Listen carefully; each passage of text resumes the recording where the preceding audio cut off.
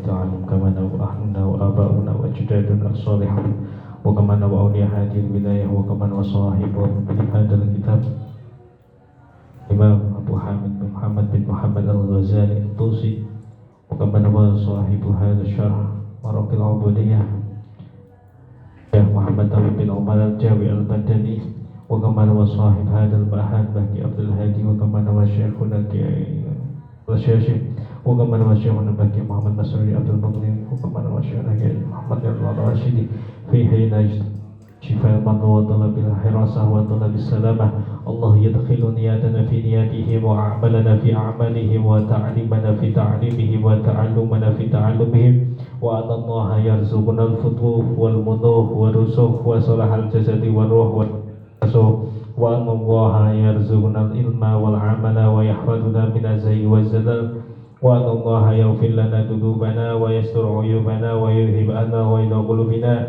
ويجيرنا من مضلات الفتن والمحن ما ظهر منها وما بطن وأن الله يرزقنا الصحة والعافية والرحمة والبركة على هذه النية ولكل نية صالحة وإلى حضرة النبي محمد صلى الله عليه وآله وسلم الفاتحة. بسم الله الرحمن الرحيم الحمد لله رب العالمين الرحمن الرحيم مالك يوم الدين إياك نعبد وإياك نستعين اهدنا الصراط المستقيم صراط الذين أنعمت عليهم غير المغضوب عليهم ولا الضالين آمين. بسم الله الرحمن الرحيم قال المؤلف رحمه الله تعالى ونفعنا به وبعلومه في الدارين آمين آمين يا رب العالمين. Walakin lan tetapine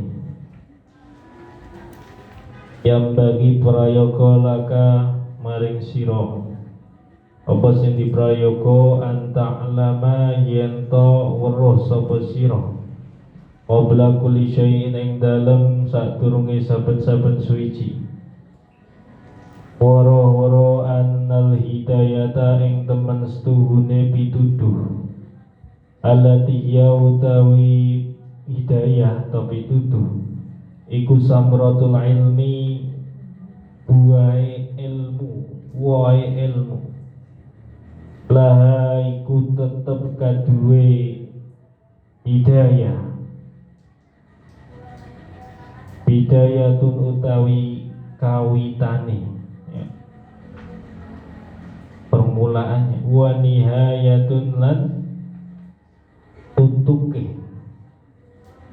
Jadi hidayah itu punya awal dan akhir. Wa dhahirun lan perkara kang bertelo wa batinun lan perkara kang samana. Wala wusula lan ora bisa tumeka iku maujud. Ila nihayatiha nekani maring tutuke hidayah. Illa ba'da ihkami bidayatiha kejaba ing dalem sakwise ngukuhake kawitane hidayah. Wala usura lan ora weruh iku maujud ala batiniha ing atase batin atau jerone intine dari hidayah. Illa ba'dal wuqufi kejaba ing dalem sakwise ningali ala dhahiriha ing dalem ing atase dhahirnya hidayah. Jadi di sini Imam Ghazali ingin mengatakan bahwasanya sebelum memulai segala sesuatu dari pembahasan kitab ini perlu kita tahu bahwasanya yang namanya ilmu itu pun ibaratnya sebuah pohon. Ilmu itu sebuah pohon.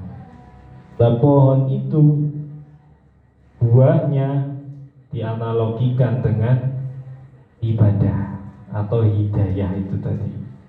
Jadi kalau kamu punya banyak ilmu tapi ibadahmu masih ngawur, ibarat itu pohon gak ada buahnya.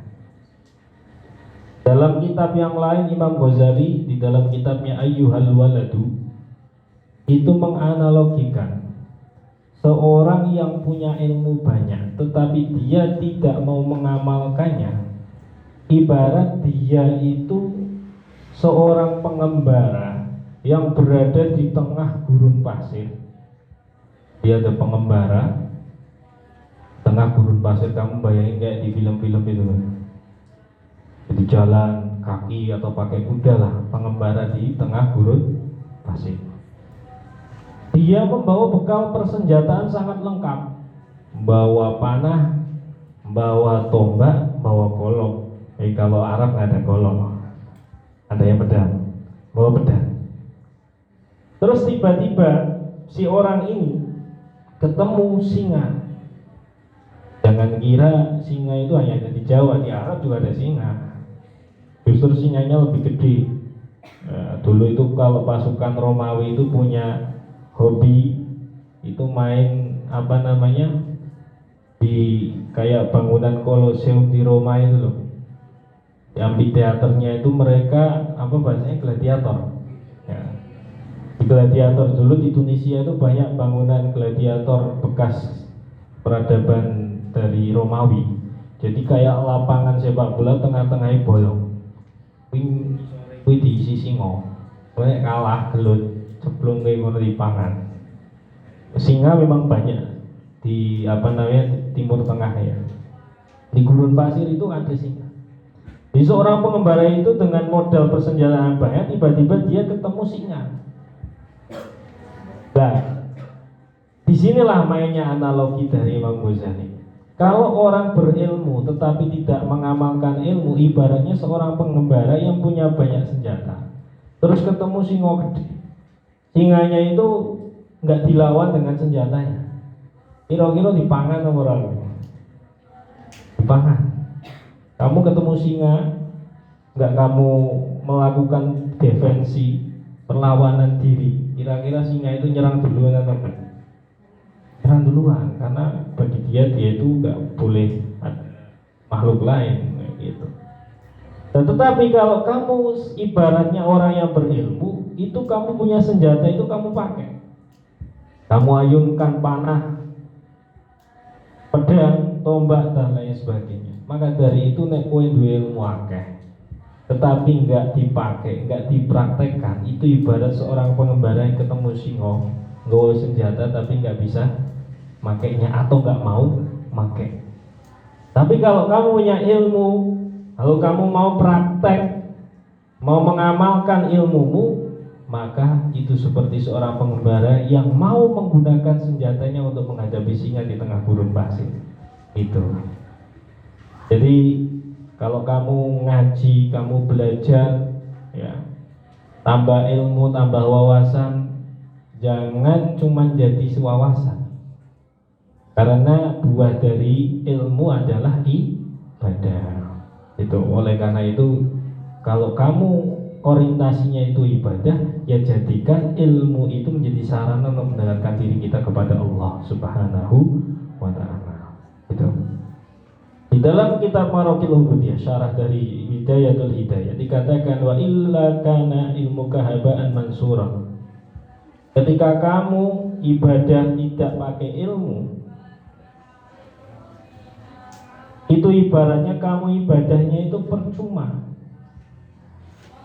Contohnya apa?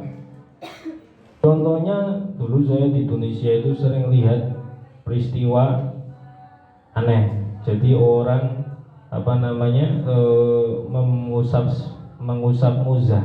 Kalau Mashul Khufain, kalau kalian ngaji fikih itu ada bab Mashul Khufain, mengusap muzah atau kaos kaki dari kulit yang tidak tembus air.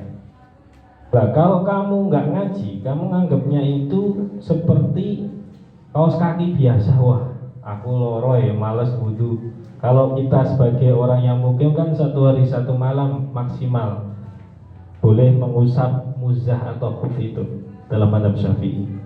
Terus kamu meriang karena kamar mandi dari sini ke sono, dari asrama dadak turun melewati lewati jarak lah, males, mager, wah saya mau pakai dalil lah mengusap kaos kaki gitu. Nah, itu kira-kira gimana? Iya, kamu kacau gitu.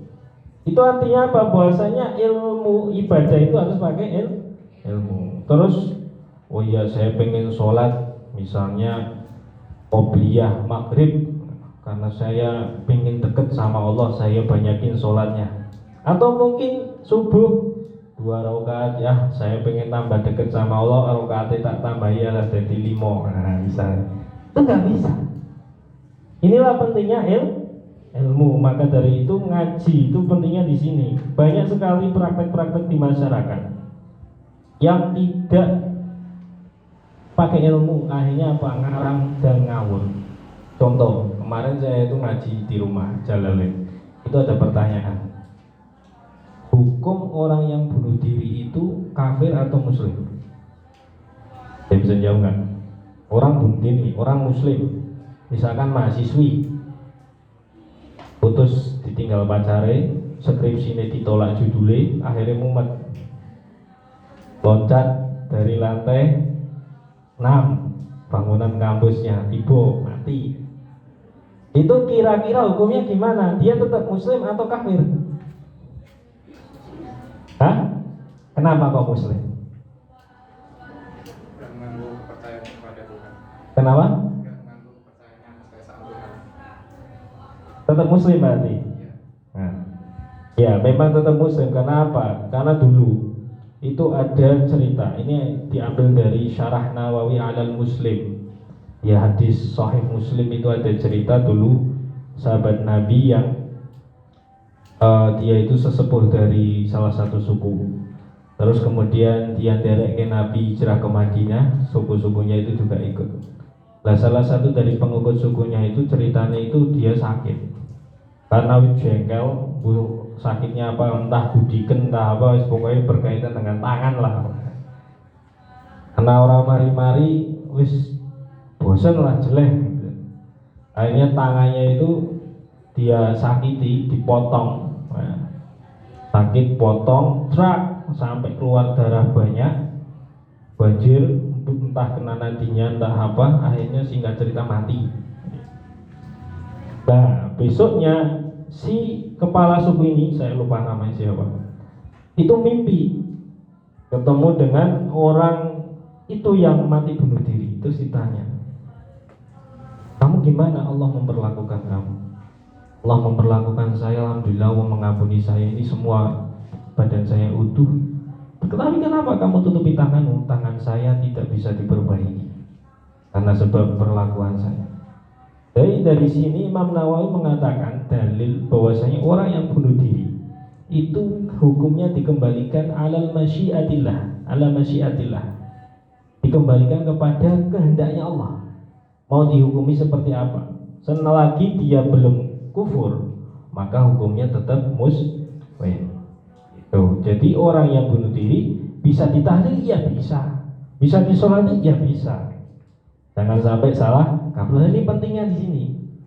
Tapi kalau kita pakai hukum asumsi, wah kayak bunuh diri, Allah mati nih, dia mengakhiri hidupnya sebelum ajalnya, gitu. Ada awakmu wegah nahlili, wegah nyolati, itu terjadi. Dulu di kampung saya itu ada orang, dia itu simbah-simbah perempuan, itu nggak pernah namanya itu sholat, nggak. Puasa juga nabrak, posone itu tabrak, orang tahu poso. Ketika itu dia kemudian tiba-tiba meninggal.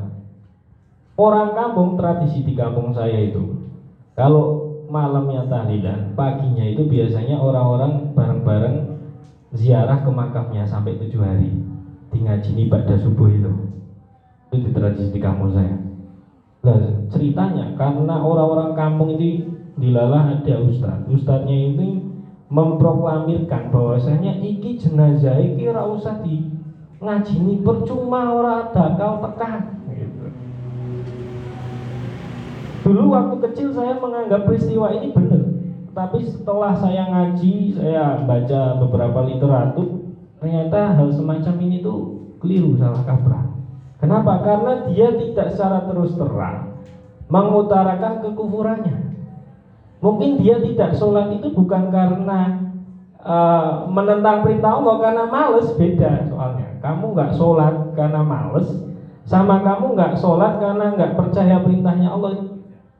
Saya yakin kok mesti di antara kita kadang yo males langsung bayang. Kan ora sampai kufur. Nah, paling pengen aduh laya-laya sih lah kebablasan. Nah, gitu kan. Nah, inilah pentingnya ngaji di sini. Sebelum kita orang Islam itu diajari nahnu nahkumu bidawahir. Kita menghubungi sesuatu itu secara kelihatan saja. Dulu Sayyidina Ali ketika perang, ada orang yang perang sama Sayyidina Ali, dia kalah, mau ditusuk sama Sayyidina Ali. Terus dia mengucap syahadat asyhadu an la ilaha illallah wa asyhadu anna muhammadar rasulullah. Rasidot itu juluk. Padahal belum tentu dia itu iman. Tetapi karena secara zahir dia syahadat, maka haram dibunuh. Begitu, itulah salah satu contoh pentingnya kita ngaji. Jangan sampai kita sebagai santri itu melakukan apapun atas dasar asumsi. Kok koyone, orang nganggo hukum. Akhirnya bablas. Terus kemudian fayajibu 'alaika awalan an ta'rifal ma'buda summa ta'buduhu.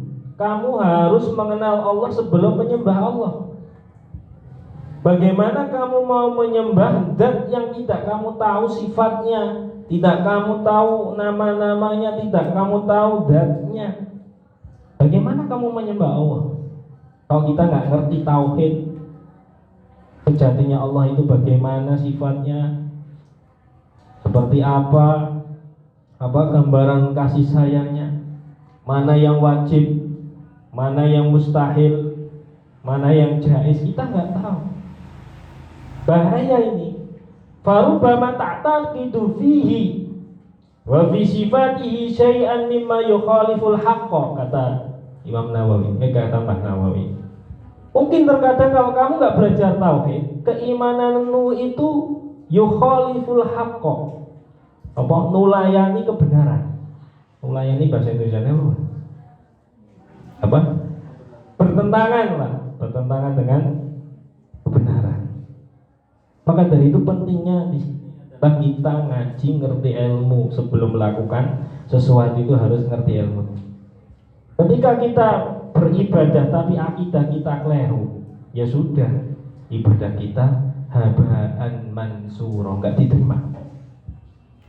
Oleh karena itu, wadzalika bi an ta'rifa anna lakal ilahan aliman qadiran muridan hayyan mutakalliman sami'an basiran munfaridan ila akhirih.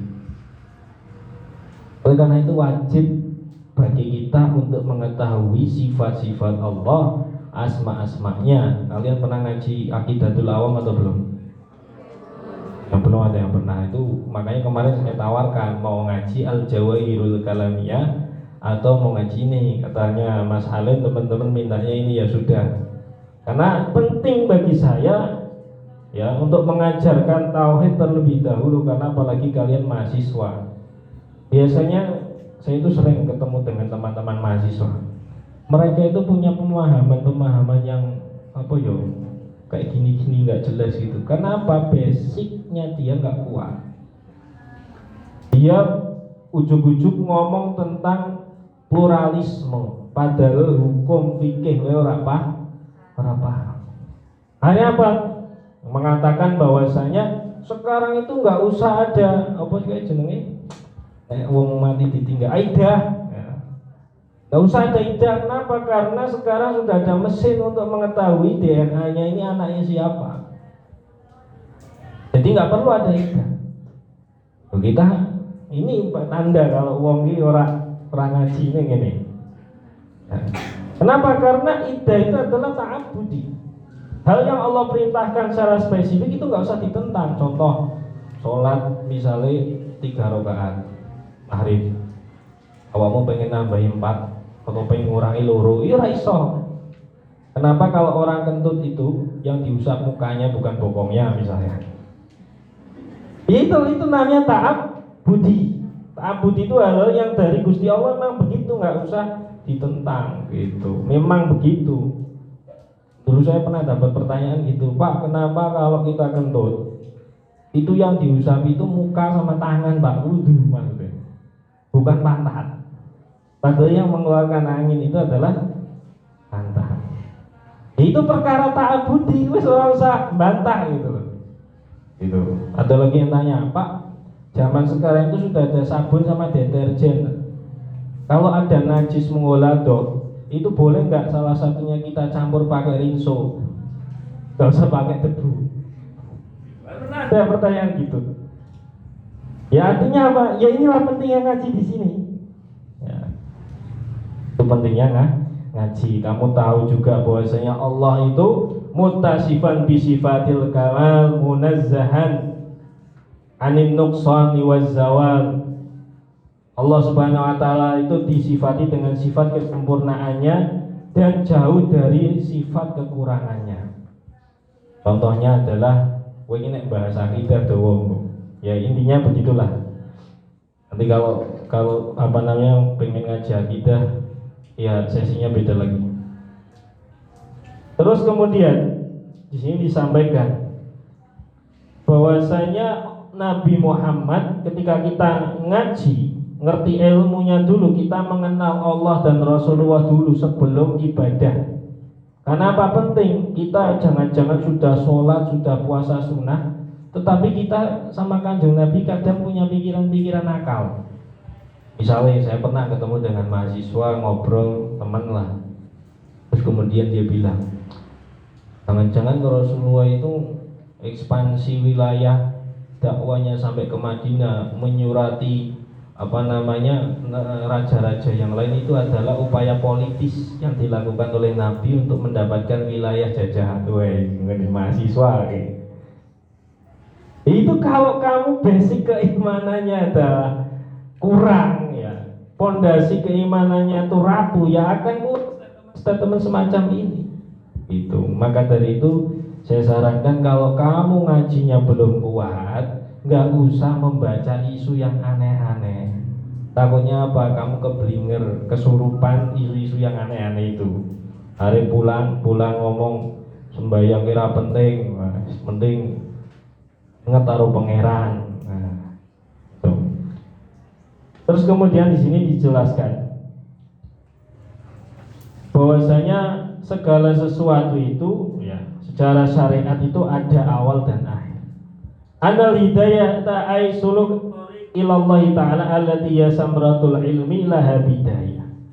Lah untuk mencapai kedekatan kita, mendapatkan petunjuk dari Allah, itu ada awalnya, ada permulaannya, ya. Yang mana permulaan itu didapatkan dari ilmu yang kita kaji. Kamu nggak akan dapat bidayah dari hidayah, kamu nggak akan dapat awal dari petunjuk untuk mendekat kepada Allah kecuali dengan ilmu. Nggak mungkin kamu ujuk-ujuk ngerti pangeran gara-gara kamu itu nggak ngaji, nggak mungkin. Karena jalannya adalah gerbangnya itu melalui ngaji, melalui ilmu, baru kita mengenal Allah. Kalau kita nggak kenal pada suatu zat, bagaimana kita akan mencintainya, kan gitu. Kamu ketika punya gebetan, saya yakin mesti kamu stalking terus, berusaha untuk mengenalnya lebih dekat, berusaha untuk mengenalnya semakin dalam, semakin intens. Nah, itu sama makhluk. Sementara sama Allah yang selama ini kita sembah, sementara kepada Rasulullah yang selama ini Rasulullah dari awal dulu itu mendoakan kita dari sebelum kita ada. Kok kita nggak pengen lebih jauh? Kok kita nggak pengen mengenal lebih dalam? Kita sering maulidan tapi nggak ngerti. Pokoknya bengak-bengok wae sing melu. Asraqal kaunu biha jabi wujud. Itu apa saya yakin. Tapi kalau ditanya artinya apa kamu? Kurang ngerti. Ya itu bolehlah kamu kalau adalah orang yang masih belajar, boleh kamu cuma seneng sholawatannya nggak paham artinya. Tetapi sekarang saya tanya, kamu kenal maulid itu sudah berapa tahun? Mesti ada yang dari SD kenal maulidan, ada yang dari SMP, itu udah lama sekali. Ya ayolah kita sekarang jadi santri, itu ada, kamu bisa baca supaya mengenal Rasulullah lebih intens. Seperti itu. Sehingga ketika kamu mengenal Rasul lebih intens, kamu akan merasakan kerinduan kepada baginda Nabi Muhammad Sallallahu Alaihi Wasallam. Nah, apa permulaan dari hidayah? Permulaan dari petunjuk Allah itu apa? Yaitu al-musammatu bil syari'ati wat thariqah, yang dinamakan dengan syariat dan thariqah. Kalau di UIN itu ada matan mahasiswa li thariqah al-mu'tabarah an-nahdiyah, disingkat matan. Itu bagus, ikut seperti itu. Tapi saran saya kalau mau ikut begitu-begitu, ngajinya ditutup GC. Jangan sampai kamu mencari jalan enak wiridan karo ngaji. Kalau ibaratnya dibuat gerbong yang sama, penumpangnya mesti akeh sing wiridan. Contoh, kamu mengadakan acara seminar dengan mengadakan acara ziarah bareng, rame di pengikutnya. Ya, memang sesuatu yang berat dan sulit, justru disitulah banyak keutamaannya. Contohnya lagi apa? Tahajud dengan puasa. Apa nih? Tahajud. Kenapa? Karena tahajud itu ada pahala yang sangat luar biasa, ada keistimewaan yang sangat luar biasa. Maka saya itu sering mengatakan, untuk mengukur keutamaan suatu ibadah itu tinggi atau enggak, itu dengan cara salah satunya yang paling mudah, awake dhewe abot ora nek nglakoni. Contoh, ngaji kitab karo melu muludan, melu solawatan, penak ndi? Penak.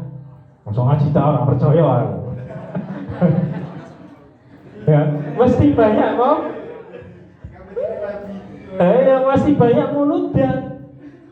Kenapa? Karena ya mudah, nggak pakai mikir. Kalau hina mikir kamu nulis nyatet, tapi nek solawatan kan melu solawatan ujug-ujug ngantuk, baru turu keturuan bubar mangan mulai wis ngono kuwi. Ya ora apa-apa kalau tatarannya kamu masih belajar, tapi kamu sudah Islam sudah tahun-tahunan, ya tingkatkanlah itu. Itu awal permulaan adalah syariat dan thariqah. Terus nihayah, akhir dari petunjuk Allah itu apa? Wa ya al-musammatu bil haqiqati, yang dinamakan dengan hakikat. Nah, kalau sekarang orang masuk thariqah itu bukan capaian tingkatan level kedekatan kita dengan Allah seperti yang dibahas di kitab ini. Sekarang orang masuk thariqah itu adalah masuk lembaga. Misalkan ada orang masuk thariqah A, tadi dia masuk ke lembaga. Jadi masuk thariqah hari ini itu sama seperti masuk lembaga, masuk NU, masuk Muhammadiyah gitu. Ada ketuanya, ada sekretarisnya, kan kayak gitu. Ya, seperti itu. Nah, thariqah di sini yang dimaksud adalah kedekatan hubungan kita dengan Allah, levelnya. Itu jadi jangan kira kita masuk thariqah itu kemudian sehari ini kita merasa lebih dekat daripada orang-orang yang belum masuk thariqah. Itu. Jadi nggak bisa disamakan dengan hal semacam itu.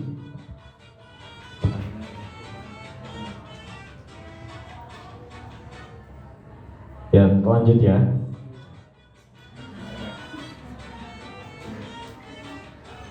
Sebentar. Kalau itu volumenya dipencet. Volume.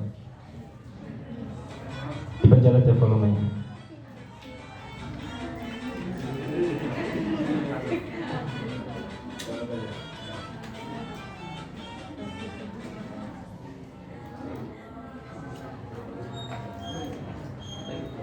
Ya lanjut iklan.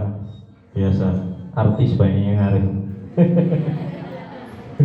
Jadi kembali bahasanya thariqah hari ini tidak bisa disamakan dengan thariqah zaman dulu.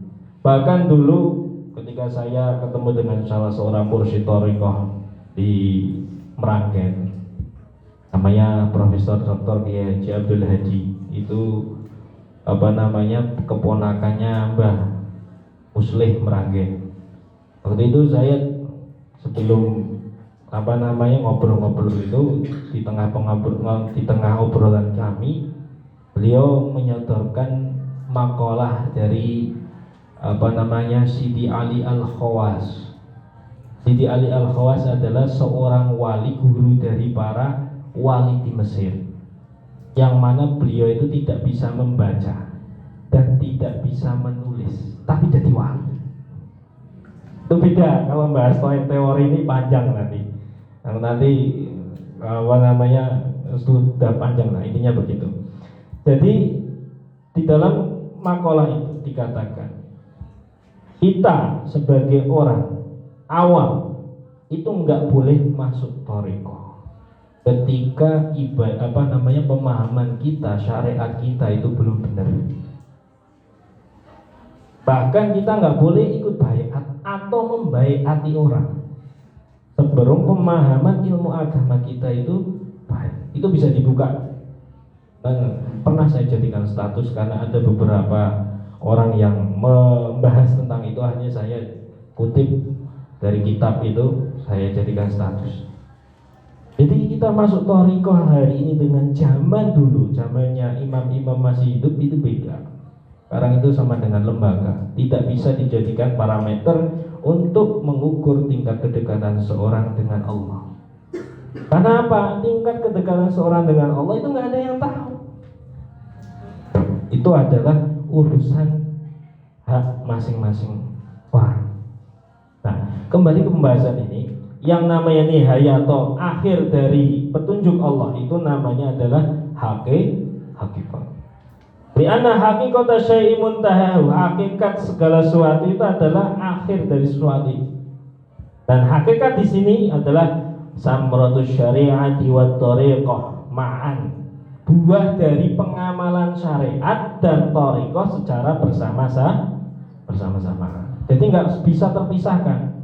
Contoh thariqah kuwi nek cara bodone wirid-wirid tirakat, tapi awakmu ora paham fikih, tidak bisa mencapai hakikat.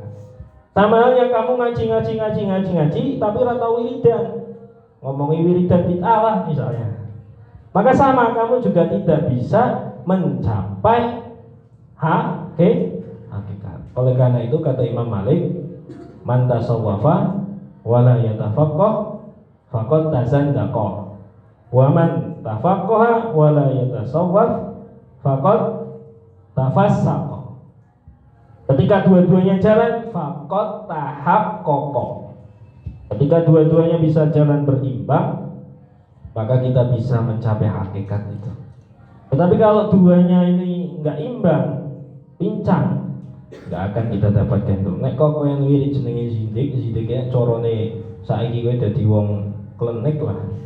Awakmu gaweane ziarah kuburan, terus bae nglungker diputer-puter gitu kan.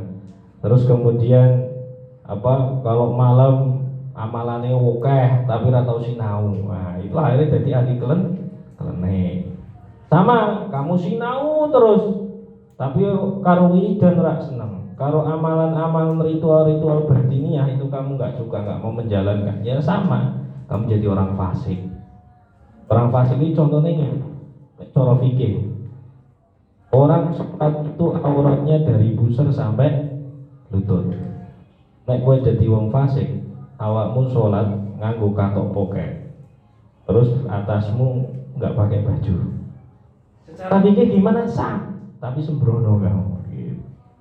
Kenapa? Karena itu tadi tidak hanya fikih saja, tapi harus ada tasawuf. Tadi saya ngaji dengan Gus Irwan itu, pengasuh Pondok Pelangi, ngisi di acara bareng di Hotel The Lakston itu. Tadi beliau menyampaikan bahwasanya ilmu itu seperti garam. Ij'al ilmaka milhan wa adabaka daqiqan. Jadikan ilmumu itu seperti garam, adabmu seperti tepung. Nek wong yang bahaya bakwan, kira-kira keh gelembungnya apa keh uyah tepung. Nek kowe gawe maaman kebanyakan uyah, darah tinggi yang makan. Gak jadi, artinya kowe nek kowean ilmu tapi ora duwe adab, percuma. Maka dari itu ilmu itu seperti garam, harus ada wajib, tapi jangan cuma diisi dengan ilmu sepenuhnya. Perbanyaknya adab, tata krama, itu penting. Al adab fauqal ilmi. Adab itu di atas ilmu. Nah, seperti itu. Wa samratu tariqa faqat ala maqalahu Sawi. Sedangkan menurut Imam Sawi, hakikat itu bukan buah dari pengamalan syariat dan thariqah. Kalau tadi pendapat yang pertama, itu pengamalan syariat dengan thariqah menghasilkan hakikat. Itu pendapat pertama. Pendapat kedua, menurut Imam Sawi yang punya Hasyiah Alal Jalalain, ya. Hasyiah penjelasan dari kitab Jalalain itu, Hasyiatus Sawi. Itu beliau mengatakan bahwasanya buah dari thariqah lah yang mengantarkan pada hakikat. Intinya adalah pengamalan dulu lah sebelum kamu mencapai hakikat, itu ada step-stepnya. Wa dhahirun wa batinun fa inna kulla batinin lahu dhahirun wa aksuhu. Yang namanya jeroan kuwi mesti duwe luaran, yang namanya dalam mesti punya luar. Ada dhahir, ada batin. Fa syari'atu dhahirul haqiqah. Syariat adalah dhahir atau casing dari hakikat. Wal haqiqatu batin wa jeroane syariat itu adalah hakikat. Paham ya sampai sini ya? Karena di masyarakat itu sering keliru masalah hal semacam ini. Pengen jadi wali langsung, orang mau lalui jalur santri ya. Akhirnya apa? Akhirnya gambarnya wiridan, akhirnya jadi klenik, sinting gitu. Kalau pengen jadi wali, kalau kamu paham bahasa Arab, coba kamu telaah wiridan yang dibaca oleh imam-imam besar seperti Syekh Abdul Qadir Jailani, Imam Abdul Hasan Asyadili, Imam Ghazali, terus Syekh Ahmad Al-Badawi, Syekh Abdul Aziz Masih, namanya Abdul Aziz Masis yang ada di Maroko. Semuanya itu adalah wiridannya bukan dongo ya Allah seti orang ngono. Tapi wiridannya adalah mengajarkan kehambaan kepada Allah. Ya Allah, Engkaulah pemilik alam semesta. Engkau adalah zat yang paling kuat di atas segalanya. Isinya pengujian, memuji Allah Subhanahu wa ta'ala. Artinya apa? Tauhid itu benar.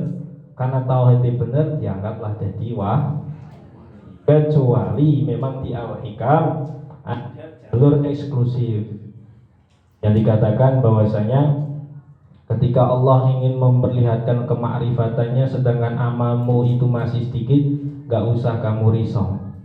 Karena ketika kamu mengamalkan amalanmu, itu kamu mendatangi Allah. Sementara ketika makrifat itu disingkap oleh Allah kepadamu, maka Allah mendatangimu. Luwih jos endi Gusti Allah nekani awakmu apa awakmu nekani Gusti Allah. Itu nek kalau di Al-Hikam. Makanya kalau kamu baca manaqib dari Syekh Abdul Qadir Al-Jilani, itu ada cerita wali diangkat dari pendeta di Konstantinia, pendeta Istanbul, baru diangkat jadi wali. Kok iso? Ya itu tadi jawabannya. Itu jalur eksklusif, tidak semua orang bisa seperti itu. Tapi kalau jalur umumnya pengen jadi wali dalam arti orang soleh, orang yang dekat dengan Allah, maka jalurnya adalah kamu syariatnya dulu sholatmu bener apa durung, wudumu sudah bener atau durung, akidahmu sudah bener atau belum, seperti itu. Terus di sini dikatakan fasyari'atun bila haqiqatilah ay khaliyah minas samarat. Syariat tanpa adanya hakikat itu kosong, nggak ada buahnya. Kowe pinter tok tapi ora wiridan, ya sudah, kayak Google berjalan. Tidak bisa menarik orang untuk menambah dekat sama Allah. Nah gitu. Wa haqiqatun bila syariah batilah. Hakikat tok tanpa adanya syariat itu juga nggak bisa, batil. Nggak ada tujuannya, la ghayata la khaira fiha, nggak ada ujungnya, nggak ada kebaikan di dalamnya. Itu oleh karena itu Bal at-tasawwufu an taswa bila qadarin wa tattabil haqqa wal qur'ana wad dina wa anta syanillahi muktaiba ala dunubika tulad dahri mahzuna. Itu kata syair. Di sini dikatakan tasawuf adalah kamu menyucikan dirimu dari segala kotoran. Kamu fokus mengikuti kebenaran yang ada di Al-Qur'an di dalam agama ini. Dan kamu melihat sesuatu itu karena khasyian lillah, karena kamu takut kepada Allah atas dosa-dosa yang telah kamu lakukan sepanjang tahun. Seperti itu sepanjang hidup. Ya itulah inti dari ibadah adalah kita merasa takut, merasa kita itu sebagai hamba Allah yang tidak ada apa-apanya. Kamu pinter itu bukan karena kepinteranmu, karena Allah. Kamu dapat prestasi, dapat beasiswa itu bukan usahamu, itu karena Allah. Itu. Jadi kalau kamu bisa menghadirkan Allah dan Rasulnya dalam batinmu, keakuan dalam dirimu itu akan hancur dengan sendirinya, sehingga hilanglah sifat kesombongan. Tetapi kalau kita tidak menghadirkan Allah dalam laku kita, dalam batin kita, dalam pikiran kita, kamu jangankan pencapaian besar, kamu pencapaian kecil aja merasa itu adalah andil dirimu 100%. Contoh misalnya madinmu, misalnya jadi pengurus madin. Oh ini madin ini saya caca sudah ngaji, ngurus zaman ini yang keren ya. Zaman sebelumku nggak keren, ini baru zaman saya jadi keren. Hati-hati, jangan sampai kamu mengklaim seperti itu. Kamu langsung terima kasih, alhamdulillah ya Allah atas petunjukmu, karuniamu dan lain sebagainya, pitulungmu, itu bisa begini. Qala as-Sawiyah fa syari'atu al-ahkam. Apa yang dinamakan dengan syariat? Dari tadi kita membahas syariat. Ini saya ngaji pakai syarahnya ya biar jelas sekalian. Syariat itu adalah al-ahkamul lati kallafana biha Rasulullah sallallahu alaihi wasallam 'anillahi jalla wa ala. Syariat adalah hukum-hukum yang dibebankan kepada kita oleh Rasulullah sallallahu alaihi wasallam yang beliau terima perintah itu dari Allah Subhanahu wa taala. Bentuknya apa? Al-wajibat, kewajiban-kewajiban, wal mandubat, kesunahan-kesunahan, wal muharramat, keharaman-keharaman, wal makruhat dan kemakruhan, wal jaizat dan hal-hal yang jaiz. Itu namanya syariat. Jadi yang berkaitan dengan hukum. Wa qila al-akhdhu bi dinillahi ta'ala wal qiyam bil amri wan nahi. Ada lagi yang mengatakan tapi pendapat ini enggak kuat. Al-akhdhu bidinillahi ta'ala, kita mengambil, memegang teguh agama Allah, dan al-qiyam bil amri wan nahyi, kita melakukan, menjalankan perintahnya dan menjauhi larangannya. Itu namanya syariat. Tapi pendapat yang kuat adalah itu tadi, al-ahkam allati kalafana biha Rasulullah, hukum yang dibebankan kepada kita oleh Rasulullah dari Allah Subhanahu wa taala, syariat. Terus thariqah itu apa? Wa thariqatu ya al-amalu bil wajibat wal mandubat. Kita mengamalkan, menjalankan perintah-perintah yang wajib dan perintah-perintah yang sunnah sekaligus. Wa tarkulil manhiyat, dan kita meninggalkan hal yang dilarang oleh Allah. Wa takhalli an fudulil mubahat, dan kita menjauhi hal-hal yang makruh ya. Wal ahdu bil ahwat, dan kita hati-hati dalam melangkah. Caranya bagaimana? Kal warai, dengan kamu bersikap secara wirai. Wirai itu apa? Hati-hati. Misal ada botol aqua ngeletak, karena kamu haus, wah ini paling ngon bolongku tak umbe glek-glek. Ya itu kamu berarti enggak wirai. Ono sandal nganggur ngarep WC, wah wis opo iki sikat. Nah, itu kamu berarti enggak wirai. Kamu sik syariat kuwi tatarane. Kalau kamu wirai, kamu hati-hati. Satu tetes makanan aja kamu nggak akan berani kecuali atas izinnya, izin dari pemiliknya. Kalau sandal ngeletak ngarep, nggak berani pakai karena itu bukan punyamu dan kamu nggak tahu siapa yang punya, nggak bisa minta izin. Itu namanya wirai. Wa birriyadati min sahrin wa ju'in wa sumtin, dan dengan tirakat. Nah, riyadhah itu tirakat artinya. Dengan cara apa? Sahrin, wengi tapi ibadah orang gibah.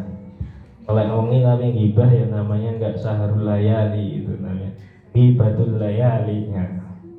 Wajuin lapar, puasa siang harinya. Wasumtin nggak banyak omong, jadi ngomong hal yang perlulah. Ketika kamu bisa melaksanakan hal semacam ini, itulah kamu masuk dalam fase thariqah. Maka dari itu tadi saya katakan thariqah itu tingkatan, bukan kelembagaan.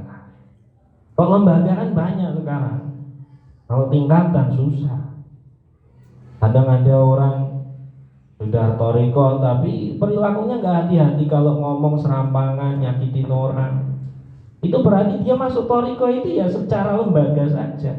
Seperti kita masuk organisasi PMII misalnya, HMI, podo, mau bedone rada spiritual sithik ngono kuwi. Gitu loh. Tapi kalau ini tingkatan yang tidak bisa kita masuk ke lembaga. Kita harus melakukan riyadhah diri, melatih diri kita. Itu baru namanya thariqah. Itu yang kedua. Yang ketiga, wal haqiqatu, yang dinamakan dengan hakikat, fahmu haqaiqil asya'i, memahami hakikat segala sesuatu. Seperti apa? Kasyuhudil asma'i wasifati, seperti kita menyaksikan asma-asmanya Allah, sifat-sifatnya Allah. Wasyuhudud dati, ya, menyaksikan datnya Allah. Wa asraril qur'ani, rahasia-rahasia Al-Qur'an. Wa asraril man'i al jawazi, rahasia-rahasia kenapa ini dilarang, kenapa ini diperbolehkan. Oleh karena itu di dalam kitab Al-Hikam, Syekh Athaillah Sakandari pernah mengatakan al-man'u ainul adha. Terkadang pencegahan Allah dari kita untuk mendapatkan sesuatu itu adalah sebaik-baik pemberian dari Allah Subhanahu wa ta'ala. Nah, inilah yang dimaksud dengan hakikat. Hakikat itu adalah memahami sesuatu yang ada di balik peristiwa.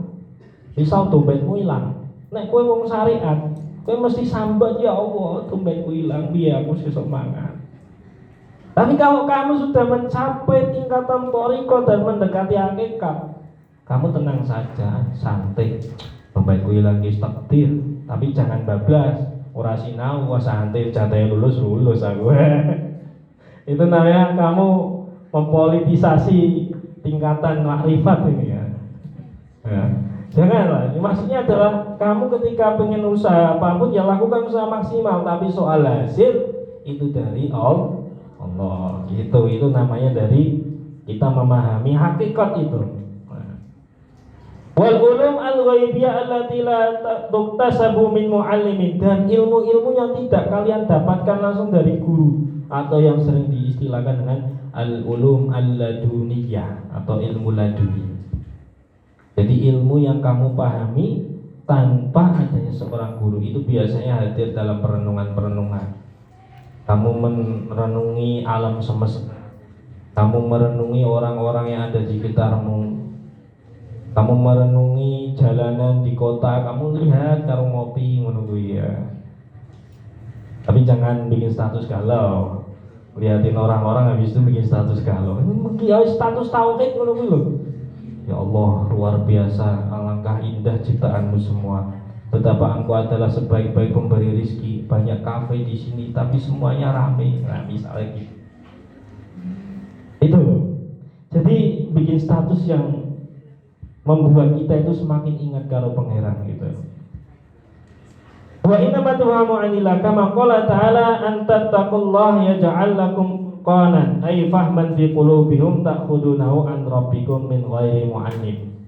Ketika kamu bertakwa kepada Allah, maka Allah akan menjadikan kamu itu memiliki pemahaman yang tidak kamu dapatkan pemahaman itu dari seorang guru, melainkan dari Allah Subhanahu wa ta'ala. Itu yang dinamakan dengan ilmu laduni. Syaratnya pripun? Ya kamu harus takwa. Tubuh perkawanan jamaah terus, sholatnya di awal waktu. Nah itu kamu step untuk mendapatkan ilmu laduni. Kuncinya hanya satu, ketakwaan. Kalau kamu takwa sama Allah, Allah akan mengajarkan ilmu yang tidak didapatkan oleh orang pada umumnya. Wa qala ta'ala wattaquwa wa yu'allimukumullah. Bertakwalah kepada Allah, maka Allah akan mengajarkan kamu ilmu langsung bi ghairi wasitati muallimin, tanpa ada perantara seorang guru. Kamu diberi langsung ilmu oleh Allah. Syaratnya apa tadi? Takwa. Tidak hanya takwa, kamu harus syariatnya sudah tutup, thariqahnya sudah tutup, baru mencapai hakikat itu. Jadi zaman sekarang itu banyak orang yang jadi wali soalnya hanya mengambil jalan pintas.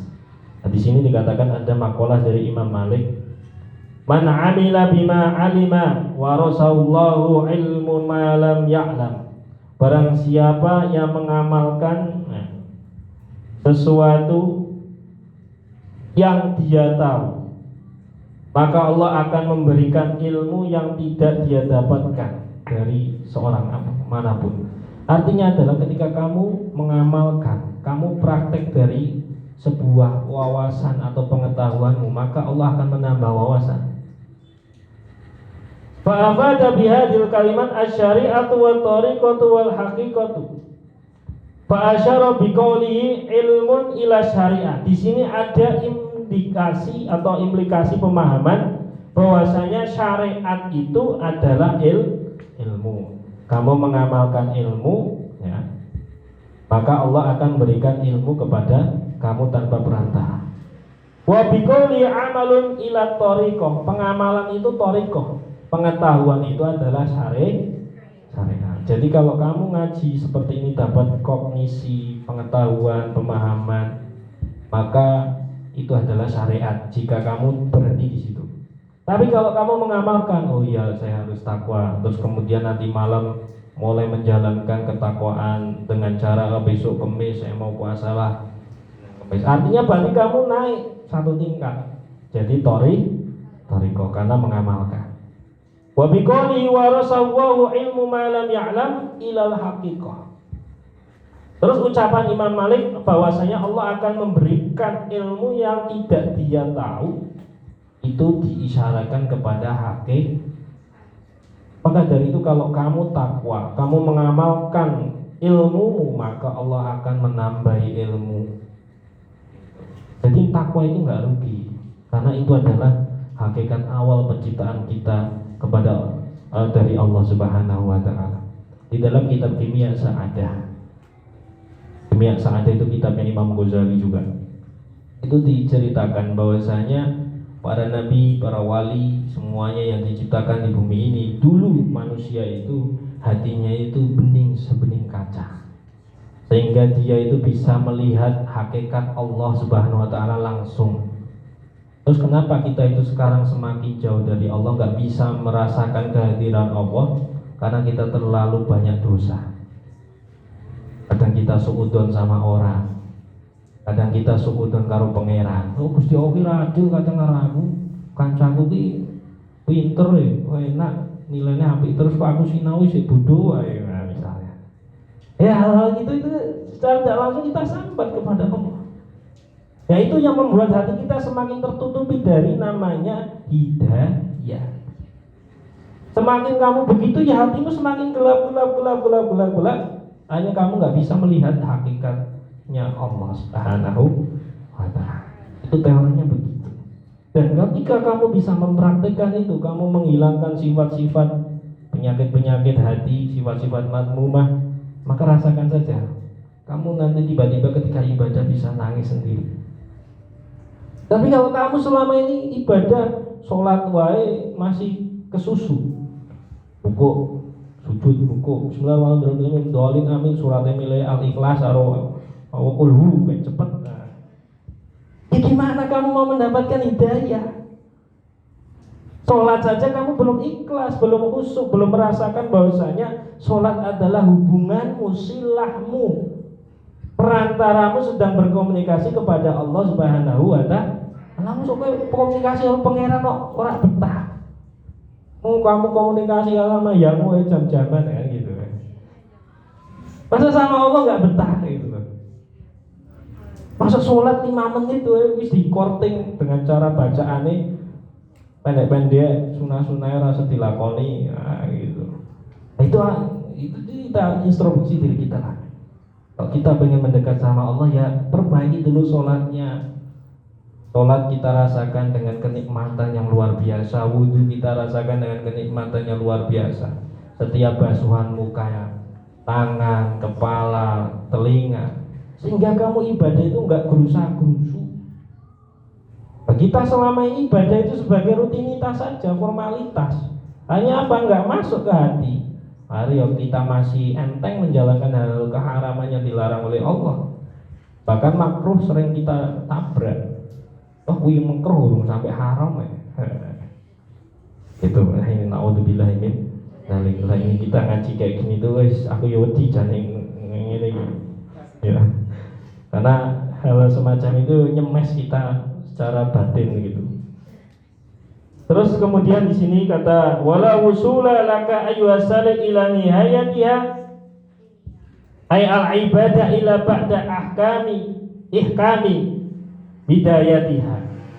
Nggak mungkin kita bisa mencapai dari hakikat hidayahnya Allah kalau kita nggak menjalankan syariat. Oleh karena itu para ulama wa masala ba'duhum asy-syari'ata bisafinati.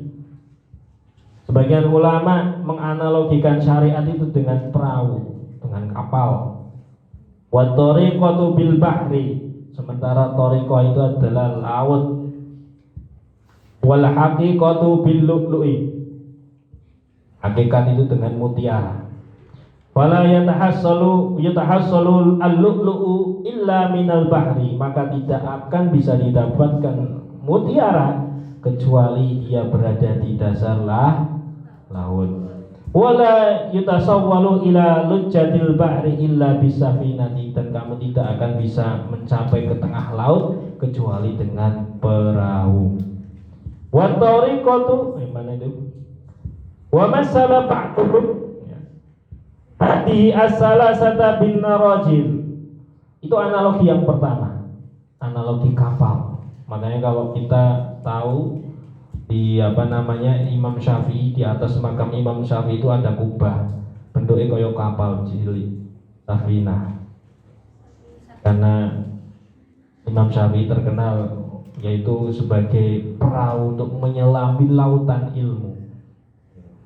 Itu kalau kamu kesempatan besok ke sana, kamu lihat di atas kubahnya itu ada kayak perahu cilik. Terus analogi yang kedua, terakhir tenang. Wa masala ba'duhum asy-syari'ata bi hadis salasa bin narajil, dengan buah kelapa. Fa syari'atu kal kisri ad-dhahir. Syariat itu diibaratkan seperti patok kelapa yang luar, kulit kelapa bagian luar. Bahasanya gitu. Ini nek saya baca lebih detail, ini seperti analogi kelapa sawit. Kelapa sawit, bukan kelapa yang kita tahu gitu ya. Itu kelapa sawit nek caca Sumateranan mesti ngerti bentuk itu. Fa syariat seperti kulit luar dari kelapa sawit. Wa tariqatu kalubi, seperti toriko itu seperti apa? Biji sawit itu. Terus kemudian wal haqiqati kadhni, hakikat itu seperti minyaknya alladzi fi batinil lubi, yang terdapat di dalam biji kelapa sawit itu. Fala yatahassalu ad-dihnu illa ba'da daqil lubi, tidak akan didapatkan minyak kecuali dengan menumbuk biji kelapa itu. Bener ya? Nggak akan keluar minyaknya kecuali itu digebrak-gebrak terus diperes, ya kan? Kelapa sawit kan berarti. Wala yutawassalu ila lubi ila bi kharqil kishri, dan tidak akan mendapatkan biji kelapa kecuali memecahkan kulit atau mengupas kulit luar dari buah kelapa. Itu loh. Jadi fayuqalu syariah ibadah tariqah ubudiyah haqiqat adudah. Syariat itu ibadah, sementara tariqah ubudiyah itu sudah sifatnya sudah batin, sudah masuk ke dalam batin kita. Sementara yang namanya abudah itu adalah kehambaan. Orang hakikat itu disebut dengan al-arif billah, orang yang sudah tahu kehambaan dia dengan Allah. Makanya yang namanya aulia, wali-wali ini Gusti Allah disifati di dalam Al-Quran dengan apa? Inna aulia Allahi la khaufun alaihim wa lahum yahzanun. Artinya tidak ada ketakutan dan tidak ada kekhawatiran di dalam diri mereka. Kenapa? Karena semuanya dia pahami bahwasanya hal baik dan buruk itu karena ridhonya Allah. Termasuk onone wong kafir, termasuk onone HTI, termasuk onone Salafi, ono Muhammadiyah dan lain-lain, itu karena ridhonya Allah. Lah kok awake dhewe pengen wong Indonesia jadi NU kabeh. Kan gitu. Adanya orang kafir, adanya orang yang berbeda dengan kita itu karena ridhonya Allah Subhanahu wa taala. Onone santri males ya karena memang ditakdiri pangeran begitu. Nek ora ono santri sing gawane turu-turu, pengurusnya ora ono kerjaan. Kan gitu. Itu artinya semua regulasi alam semesta ini luar biasa. Bisanya ada polisi karena ada kriminalitas. Kalau semuanya orang baik, polisi ora ono kerjaan, nganggur dia. Gitu. Isone ono kiai karena ono sing santri gitu. Makanya kata Gus Bahar itu pernah nanya sama temennya, Kang, sampai nggak ora tahu maca kitab-kitab gede koyo Muin, I'anatul Thalibin ngono kuwi kenapa? Boten wonten kula nyanyi Mbah Maimun. Ku kiai kula mun alim mau lajeng kula saingi. Tuladep kula. Jadi dia itu apa namanya sengaja untuk menjadi bodoh karena takut menyaingi kiainya sudah pinter. Jadi kiainya wis pinter ki wis ben ki ora usah disaingi. Malah ada dan hanya dia memilih untuk menjadi bodoh. Ya ora apa-apa ngono kuwi jenenge alam semesta itu memang luar biasa. Ya, jadi kalau ada wali-wali Allah melihat orang yang berbeda itu tetap santai. Mau dia baik atau buruk, preman atau santri tetap diterima. Karena bagi mereka itu adalah semuanya ciptaan Allah. Baik dan buruk itu datangnya dari Allah. Itulah yang dinamakan dengan hakikat. Nah, kenapa kiai-kiai kita mengajarkan itu? Karena kiai-kiai kita banyak yang tingkatannya sudah mencapai hakikat. Itu melihat orang itu jangan dilihat keburukannya, karena di balik keburukannya itu ada kebaikannya. Itu tak LLE koncomu, kowe mesti duwe sifat apik lah. Gak mungkin dia itu diciptakan membawa keburukan. Karena segala sesuatu yang hadir di dunia ini, katakan sampai tikus saja, itu punya manfaat yang sangat luar biasa. Kalau di Al-Quran bahkan disebutkan nyamuk loh. Nyamuk itu punya manfaat ya. Artinya segala sesuatu yang diciptakan oleh Allah di dunia ini nggak ada yang sia-sia. Baik dan buruk itu atas ridhonya. Saya kira cukup, kita lanjutkan lagi. Kalau membahas pakai syarahnya enak, tapi jadi sulit ya. Nggak apa-apa lah, supaya pemahaman kalian jadi lebih dalam, sehingga yang dulu mungkin pernah ngaji kitab ini mungkin hanya matanya, ini saya lengkapi dengan syarahnya. Jadi kita belajar bareng-bareng supaya ibadah kita semakin tetap kepada Allah Subhanahu wa taala. Assalamualaikum warahmatullahi wabarakatuh.